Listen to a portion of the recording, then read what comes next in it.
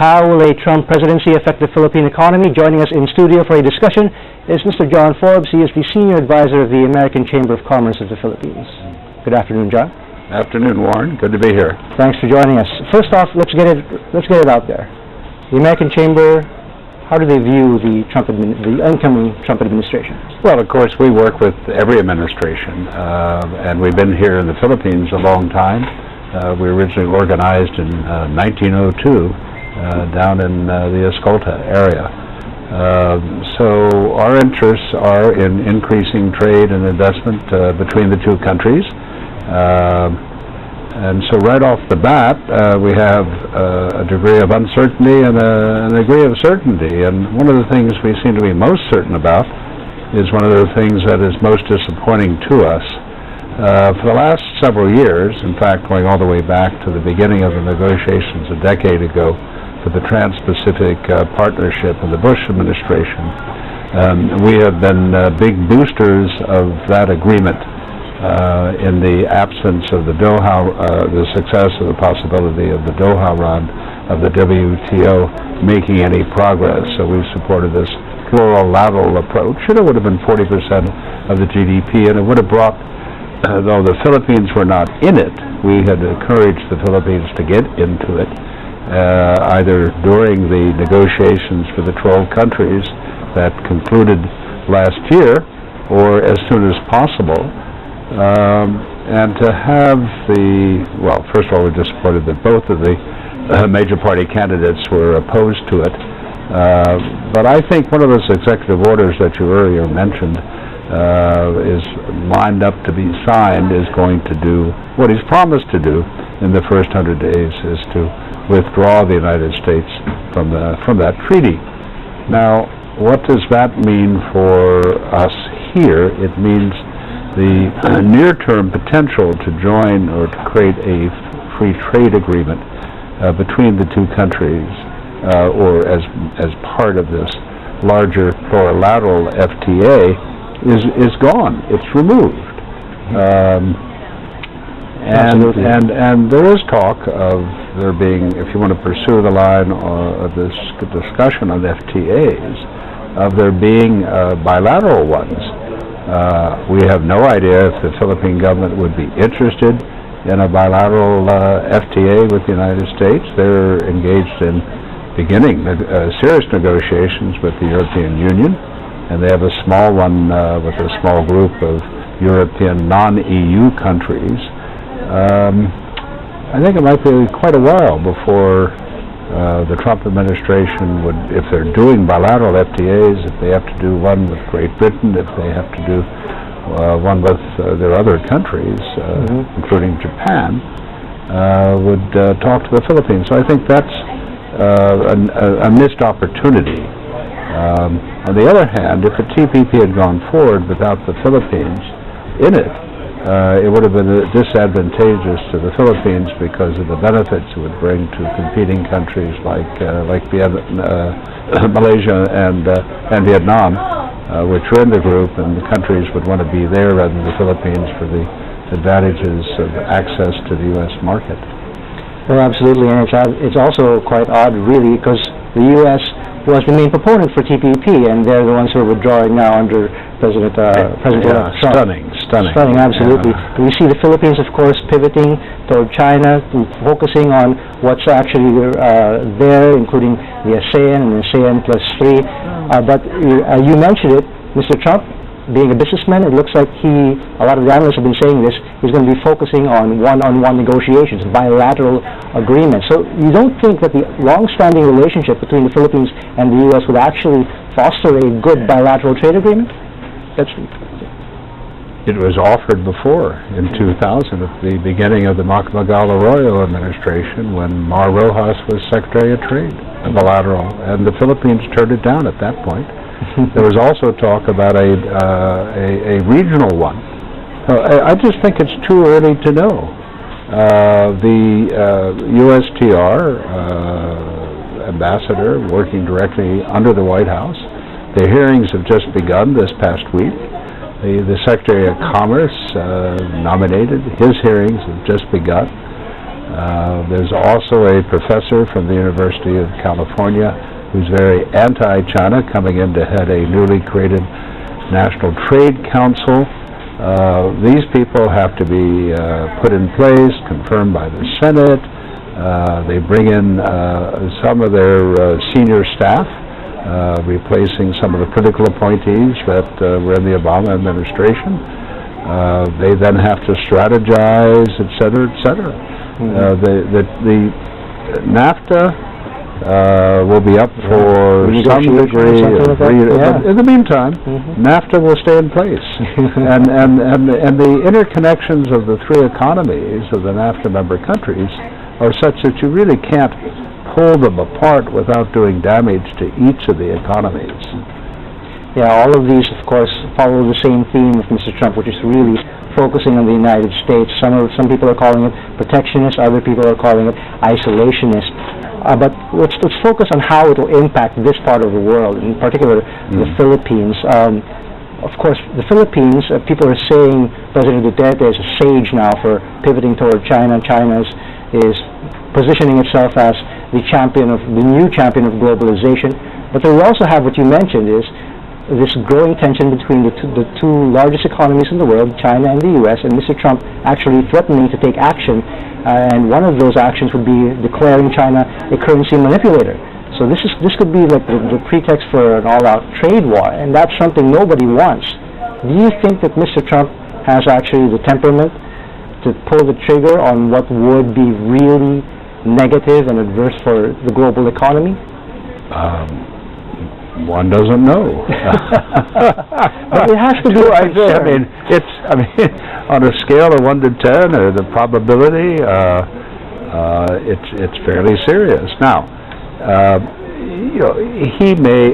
You don't do these things just by yourself. Absolutely, it's not a dictator. Yeah, that's the other safeguard that all of our guests have been talking about. Everything that he does will have to go through Congress, at least the major... Not everything, but the major policy changes, the major policy shifts. And that's one of the safeguards that we could count on, they're saying. Because apparently, even though the U.S. Congress is being controlled by, or is controlled by the Republicans right now, they're still at odds in certain issues. But again, this is but U.S. business, and look at the people that Trump is bringing into his cabinet. There are many billionaires. There are people with a background in investment banking, and Secretary of Commerce, and he's called the king of bankruptcy because he would buy companies and rearrange them and sell them at a great profit.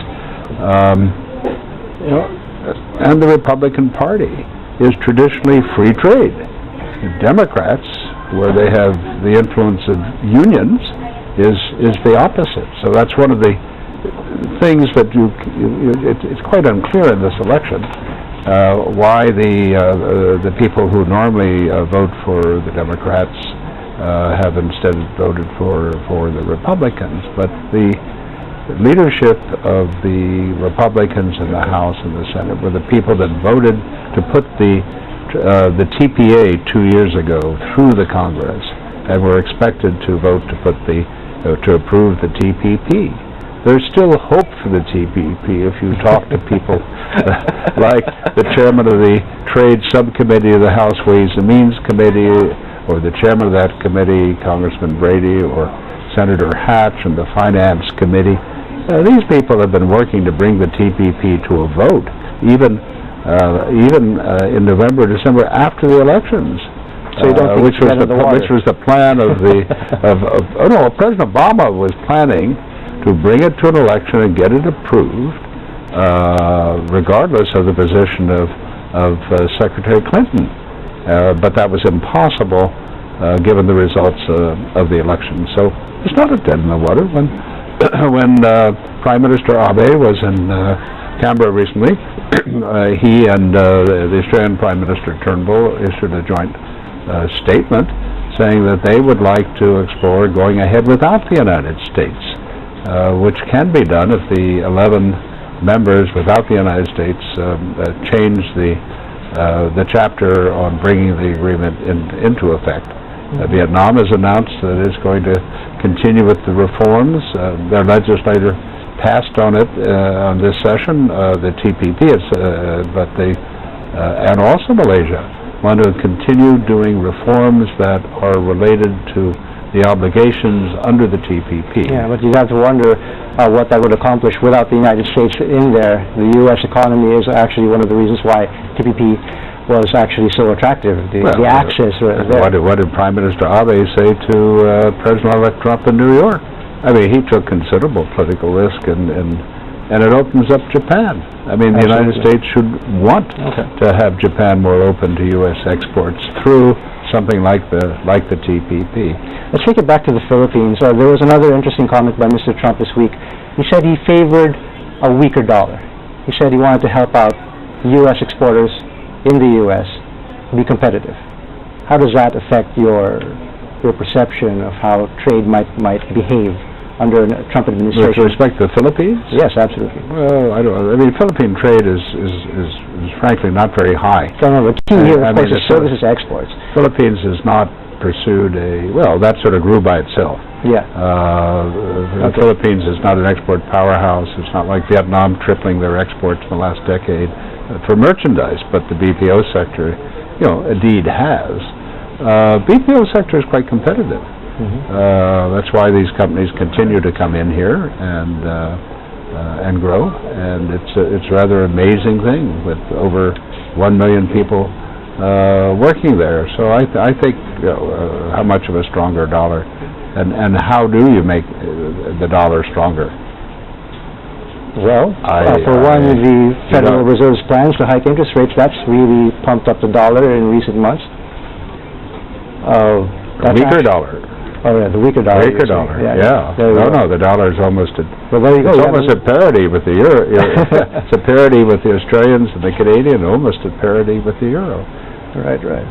Well, there's also the other issue with BPO is it's essentially an industry that takes jobs out of the U.S. and Mr. Trump wants to bring jobs back to America. Is that some concern? Is there a concern there? There are a number of things you can say about bringing jobs back to America. First of all, offshoring, according to many economic studies, is only responsible for a minority of the loss of jobs from the United States in the last, say, decade. You know what happened to American agriculture over the years? You had fewer and fewer farmers growing more and more food, and they did that by applying capital. Machines. You go to a farm, and it's absolutely amazing what the machines do now. So only a few people can farm hundreds of acres. And American manufacturing today is more productive than ever, with fewer people. Those trends are not reversible. Even in the Carrier case, where they're talking about bringing jobs back to Mexico, Carrier's not going to go to Mexico and hire more Mexicans. They've announced they won't do that. But those jobs won't be created in the United States. They're going to be using machines. And that's a broader issue than the Trump presidency or the Duterte presidency, is what do you do in countries which have large, significant numbers of people without jobs, when machines are more efficient than people. It's a threat to the call center industry in the Philippines. It's a threat to people that don't have jobs in manufacturing in the United States. Absolutely, automation. Who voted for just as a parting words, what are you hoping to hear in the inaugural speech of Mr. Trump in the early hours of Saturday morning? Well, I'm probably kidding myself, but after he's talked about destroying NATO and encouraging Japan and Korea to have nuclear weapons, and perhaps the Philippines to pay for U.S. defense maneuvers and the like, I personally am hoping that he will stop tweeting and learn a lot about, like Mr. Vrenz was just saying, the international economic and foreign policy architecture that's been built up over the last 70 years, because it really isn't broke. And if you break it up and create a vacuum in which U.S. leadership is much weaker, then I worry about what comes into that vacuum, and whether it's good or bad for the Philippines. It's probably not necessarily positive. We're not going to get leadership from Russia. China is becoming dominant, but you need a balance in this area. Absolutely. Between the United States and China, and Japan, too. We'll all be watching tonight and tomorrow morning. Thank you again. Mr. John Forbes, Senior Advisor of the American Chamber of Commerce.